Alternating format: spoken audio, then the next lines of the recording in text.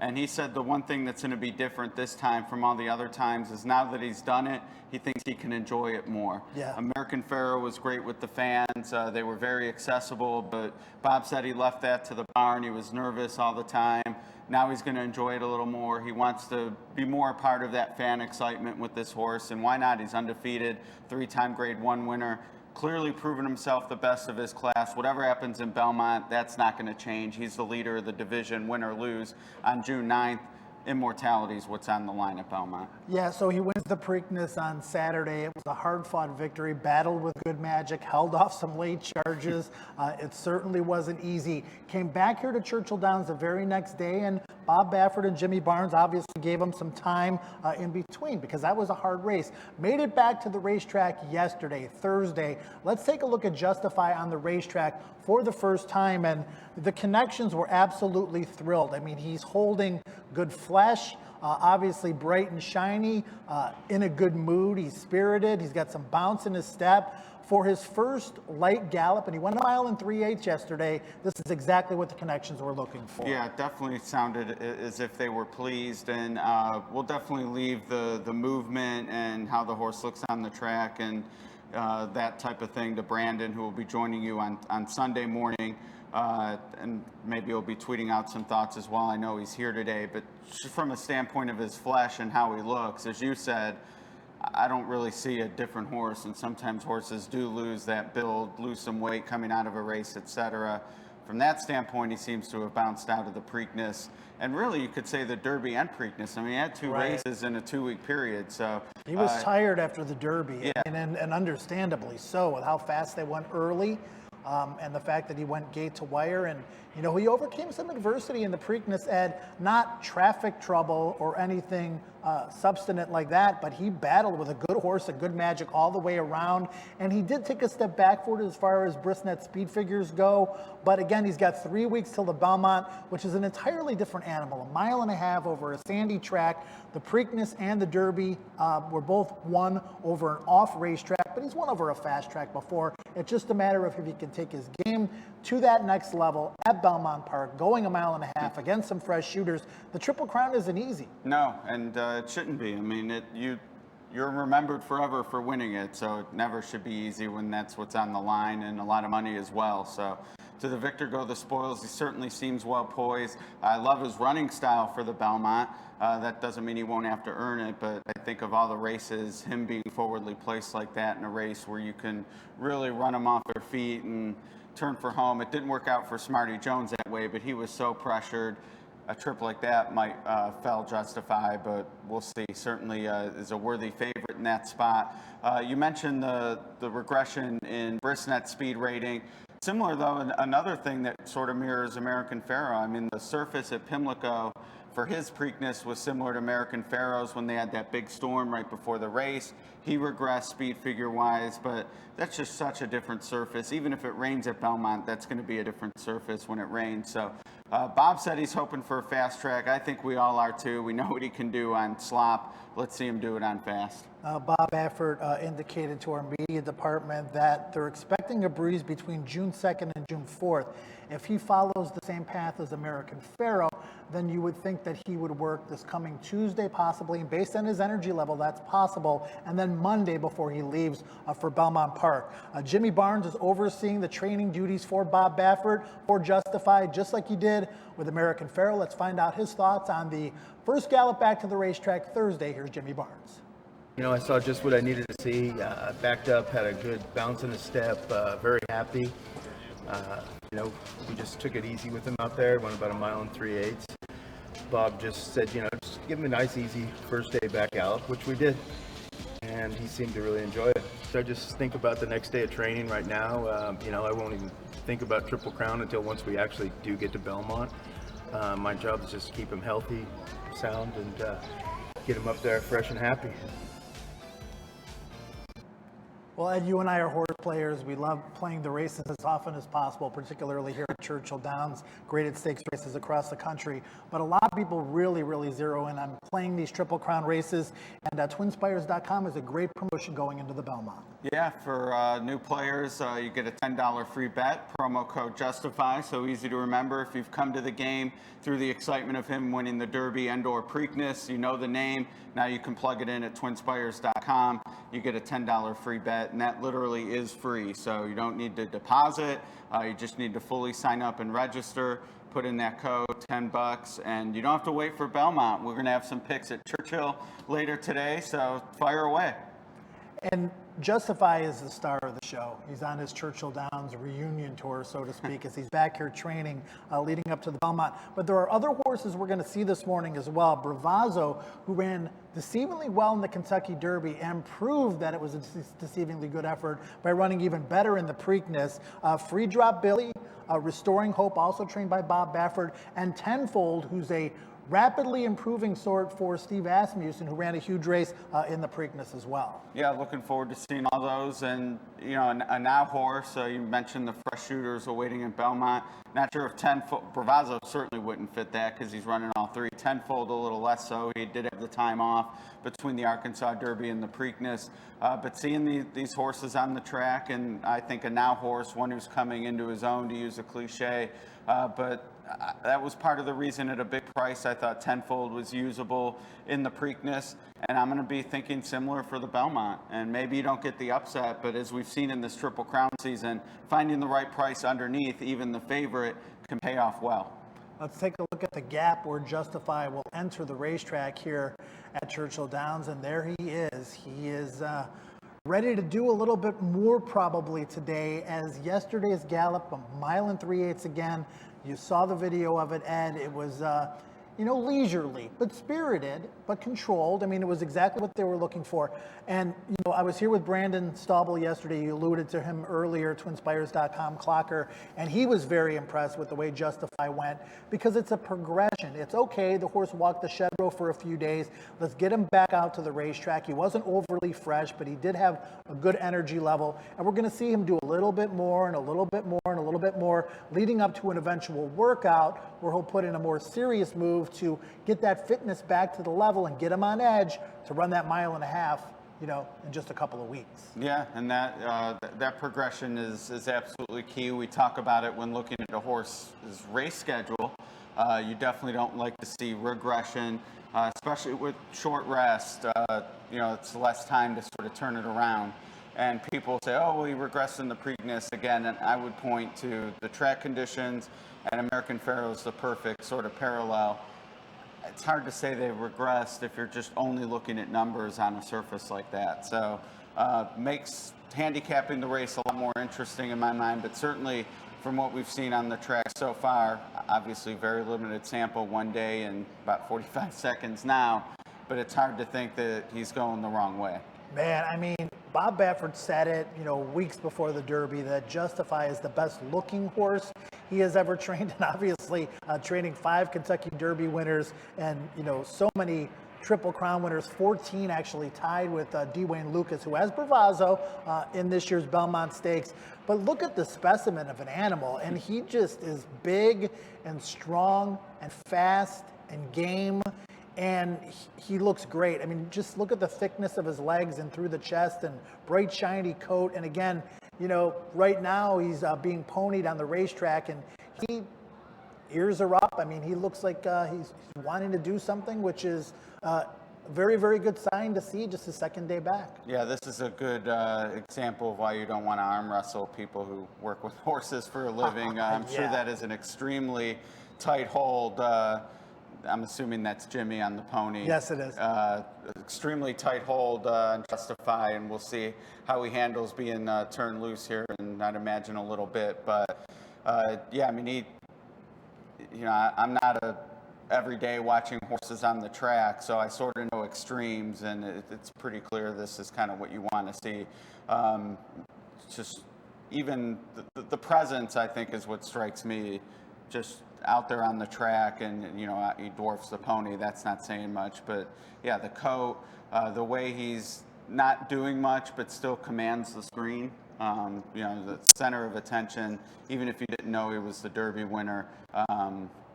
it's nice to look at, and I envy the fans who are down there now with a front row seat and seeing it in person. Hopefully they're getting a lot of good pictures and some memories to tell their kids and parents and whoever isn't fortunate enough to be here that they saw the Derby and Preakness winner. Let's talk about Bob Baffert as he is going to break off into a gallop here, and you can tell he's already going to do a little bit more than he did yesterday just by the way he broke off here. And you know, we'll see how far he eventually goes. Mile and 3/8 yesterday.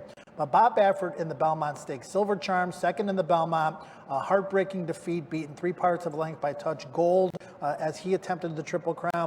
Then Real Quiet Ed, who I know you're a big fan of, looked like a winner at the 8th pole. He got nailed late by Victory Gallop, who was then trained by Windstar Farm president and CEO Elliott Walden. Obviously, Windstar Farm heavily involved in the partnership with Justify. Then War Emblem in 2002 stumbled badly at the start. He was 8th, but had a major excuse. The race was won by 70-1 shot Sarava. So those are 3 attempts at the Triple Crown that failed. Then American Pharoah in 2015 goes gate to wire in the Belmont by 5.5 lengths. Justify will be his 5th attempt at the Triple Crown, and only one other trainer has won 2 Triple Crowns in the history of this game. Yeah, it would. I mean, some rightfully, and it's debatable, but already call Bob the greatest trainer on dirt ever. You know, obviously there's some other names you could throw in there. He certainly would be an A on my grid. 2 Triple Crown wins, and this would also put him ahead of D. Wayne Lucas for most number of U.S. Classic wins. It'd be hard to argue that the numbers wouldn't point to him as the best, but certainly one of the best. And look at what he's done with Justify. I mean, the Apollo Curse goes down, a horse that hadn't even started by mid-February. Gets him to this point, just incredible. And he would tell you it's a team effort, which it is. So we saw Jimmy on the pony. Exercise Rider has a big hand in it, you know, making sure they don't do too much or too little on the track. And here, as you said, this definitely looks a little more spirited than yesterday. Yeah, it's perfect, though. I mean, he's not fighting the rider. He's wanting to do more. You know, you learn some of this language by listening to Brandon and how he watches things and observes. This horse debuted at first. You mentioned the Apollo Curse. Didn't run in January either. This horse debuted on February the 18th at Santa Anita. Is perfect for 5 starts as Justified. Became the 9th horse to exit the Kentucky Derby unbeaten. The others, Nyquist, Big Brown, Barbaros, Smarty Jones, Seattle Slew, Majestic Prince, Morvich, and the Philly Regret way back in 1915. So he's undefeated. He wins the Preakness after winning the Kentucky Derby. Now on to the Belmont. And, you know, he's already, borderline legendary. I mean, you talk about some of the greats in the history of this game, and Triple Crown winners are the horses that everybody remembers, and they all have their own story. But Justify's story would be unique in that he broke the Apollo Curse. He did so much in such a short amount of time, and now he's going to try to win for the 3rd time in 5 weeks, traveling nearly 4 miles after a rapid ascension to get to this point to begin with.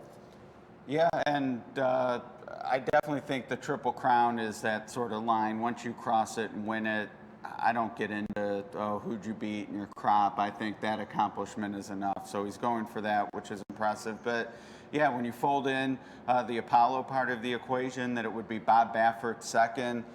We haven't even talked about Mike Smith, the jockey. You know, his success just this century. He was already a Hall of Fame rider. Some of the horses he's been on and is on currently is basically a who's who of some of the greats in the 21st century.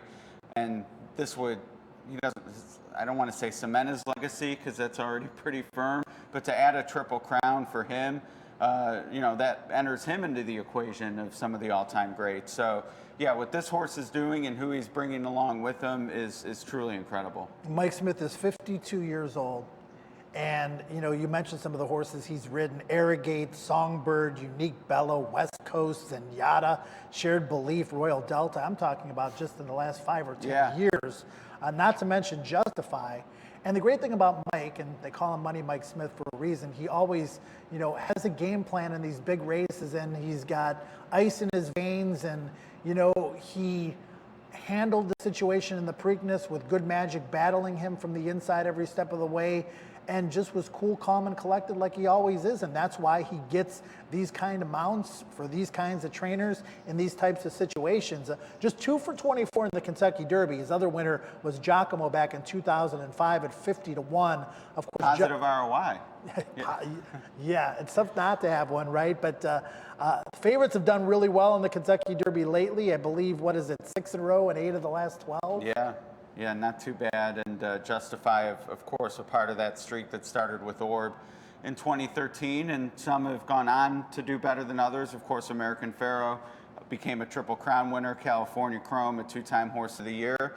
And others haven't won again. And that speaks to maybe his talent level, that if he's at a level of California Chrome and American Pharoah, that truly is special. Winning the Derby makes you special anyway, but it's great to have a Derby winner in the conversation of some of the best in training. Justify certainly fits that build and would continue to do so with a Belmont win. But as I said, Joe, win or lose on June 9th at Belmont, he's the leader of the division. Yeah, for sure. I mean, things can change, obviously, but right. He's done a ton already on the resume. We talked about Bob Baffert's near misses in the Triple Crown and an eventual Triple Crown with American Pharoah. He's 2 for 10 lifetime in the Belmont with 3 seconds. He's not a trainer that normally points necessarily for the Belmont. You talk about like a Todd Pletcher, like skipping the Preakness with horses that didn't win the Derby and then firing live shots in the Belmont. I mean, Bob ran his Derby winners in the Belmont Stakes and some of the other ones. Point Given, who was his other winner back in 2001, probably was the best horse in the Kentucky Derby that year, wound up winning the Preakness Stakes, wound up winning the Belmont Stakes, and was, the best 3-year-old overall in 2001. So every Triple Crown writes its own story, and this Triple Crown could end with a Triple Crown winner. Yes, it could. And regardless, I think, the Apollo Curse is going to be a part of this. Mike getting his second, Bob tying Lucas with 14, maybe passing him with the Triple Crown win. So, yeah, all the storylines certainly orbiting around Justify, who does have that big mass, so it makes sense that he's sort of pulling all those storylines in. And it's been a fun year. I wish I could say it's been more profitable, because part of the Triple Crown is these big pools and betting. And, people who have hit these races are excited and should be. Bravazzo's also on the track this morning, and he had a little bit more serious exercise today for Hall of Fame trainer Dwayne Lucas. We want to take a look at Bravazzo on the racetrack, and this is a horse that, won the Risen Star at Fairgrounds, and then there was a debacle in the Louisiana Derby. We really don't know what went down there. Coach Lucas doesn't even know. And then he comes back into the Derby, and it's kind of like, what are we going to get from him? He runs a deceivingly good race. He was wide throughout, and then takes another step forward in the Preakness, almost beats Justify. And it'll be interesting to see, obviously, moving forward, what he's going to do in the Belmont Stakes. But he certainly has stamped himself as one of the divisional leaders. Yeah, no question. I think really those races in Louisiana are kind of sneaky. Maybe not key is too strong a word, but my boy Jack finished 5th in the Derby. Instilled Regard, who had been in the Lecomte and sort of laid an egg in the Risen Star to Bravazzo, was 4th. Lone Sailor's run okay. He's had some trouble, just didn't maybe get the pace he wanted. Noble Indy was marooned on the outside. I don't really begrudge his effort in the Derby. He got into it and just it was too much for him. So I think some people were maybe bearish in the Louisiana races, but I think what Bravazzo and my boy Jack have done since says, hey, don't give up on the horses out of those races. And he's certainly live in the Belmont. We know Lucas can get him keyed up on 2-3 weeks rest. So Dwayne Lucas has won the Belmont Stakes 4 times. He's 4 for 24. Tabasco Cat 1994, Thunder Gulch 1995, Editor's Note 1996. So he rattled off 3 in a row there, and then Commendable in 2000. And it's always a good thing when Dwayne Lucas is prominent in the Triple Crown, because he's a great spokesperson for the game, brings a lot of personality to the situation. Him and Bob Baffert are good friends. Dwayne Lucas, now 82 years old, 14 Triple Crown wins on his resume, tied with Bob Baffert. Just another added storyline to this year's Triple Crown run. Yeah, and I can't imagine it ever gets old to win races of that magnitude. And when you're 82, and we saw Wayne in his big yellow slicker in pouring rain, Derby week, morning training. You know, it's incredible, the commitment he has to his operation, and all the different assistant trainers who have gone out on their own. I mean, you know, we mentioned Bob Baffert, maybe dirt trainer, certainly one of the best, Dwayne Lucas in that conversation. But if you add in who's changed the game and impacted it most, I don't know if there's any name you could say but Dwayne Lucas. Over several generations. Yeah. I mean, that's the thing. Started out as a quarter horse trainer and, you know, one of the greatest trainers in thoroughbred racing for several decades now. Okay, so we had a great promotion that we brought in front of the people courtesy of Twin Spires earlier. They've got a lot of great things going on a daily basis, particularly for the final leg of the Triple Crown. This is the $5,000 Belmont Day Parlay. On Belmont Stakes Day, you can let it ride through 6 winning show bets. Can you do that? I mean, play the $5,000 Twin Spires show parlay and find out. I mean, start with a $5 show bet in race 7, win, roll your winnings over to the next race, let it ride through race number 12. If you successfully bet all 6 contest races, you're going to split the pot with everybody who was able to do that. twinspires.com/offers for details and the opt-in. And Ed, this is just another benefit of being a twinspires.com member. You get a lot of these promotions that you could take advantage of simply by playing the races, which you're probably going to do anyway. Right, and the promotion is separate from what you're actually betting. So if you sweep the show parlay, you keep your winnings, obviously. These are real bets, and you get the prize pool, or share the prize pool with multiple winners. So, yeah, you sort of get 2 chances to win with 1 bet or series of bets in this case. It's a lot of fun. I do it. There's a Pick 4 promotion today at Arlington I'm going to get involved in, and that's another key to Twin Spires. It's every day, around the clock, around the world. So if you like racing, like to gamble, that's the place to do it. All right, well, that's a wrap on today. Your thoughts on what you saw? I mean, again, Jimmy Barnes, Bob Baffert, the whole Justify crew, fans nationwide and worldwide had to be happy with what they saw today. I would think so. I mean, I'm excited because I think this horse is, I was definitely nervous with the whole Apollo thing and the 6 races in less than 4 months and all that, but he looks ready to fire his best shot. Some horses are going to come after him. It's going to be a fun couple of weeks and definitely a fun test of the champion. And you can follow Justify's progress leading up to the Belmont Stakes right here, KentuckyDerby.com/works, 7:20 in the morning again tomorrow. Horses on the racetrack from 7:30 to 7:40. Ed, myself, James Scully, Brandon Staubel will be giving you commentary live from Churchill Downs. For Ed DeRosa, I'm Joe Christopher, and again, the road to the Triple Crown continues. Presented by twinspires.com. We'll see you again tomorrow morning at 7:20 a.m. Eastern Time.